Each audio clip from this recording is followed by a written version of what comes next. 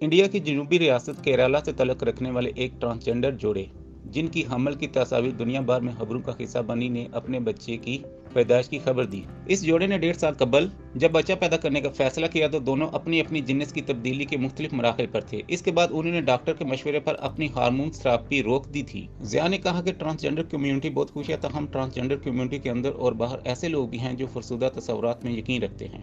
وہ سمجھتے ہیں کہ ٹرانس مردوں کے بچے نہیں ہو سکتے، لیکن اس سے کوئی فرق نہیں پڑتا۔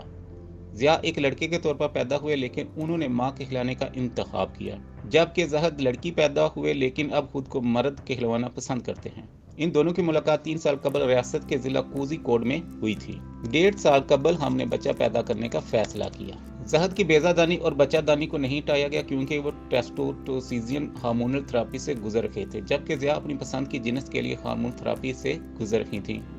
ضیاء کا کہنا ہے کہ تقریباً 1.5 سال قبل ہم نے بچہ پیدا کرنے کا فیصلہ کیا۔ اس وقت ہم نے ڈاکٹر کے مشورے پر ہارمونل تھراپی بند کر دی۔ ہم نے پوچھا کہ کیا آپ دونوں اس لیے ساتھ آئے تاکہ بچہ ہو؟ اس سوال پر ضیاء نے کہہ لگاتے ہوئے کہا کہ نہیں، ہمیں بس محبت ہو گئی تھی۔ ان کی محبت کا سلسلہ مختلف حالات میں اپنے خاندان سے علیحدگی کے طویل عرصے بعد پروان چڑھا۔ ضیاء نے کہا کہ میں ایک دامت پسند مسلم گھرانے سے ہوں جنہوں نے مجھے کبھی کلاسیکل رقص سیکھنے کی اجازت نہیں دی۔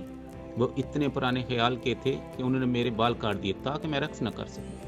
ایک یوتھ فیسٹیول تھا جس میں نے شرکت کی اور پھر وہاں سے کبھی گھر نہیں لوٹی۔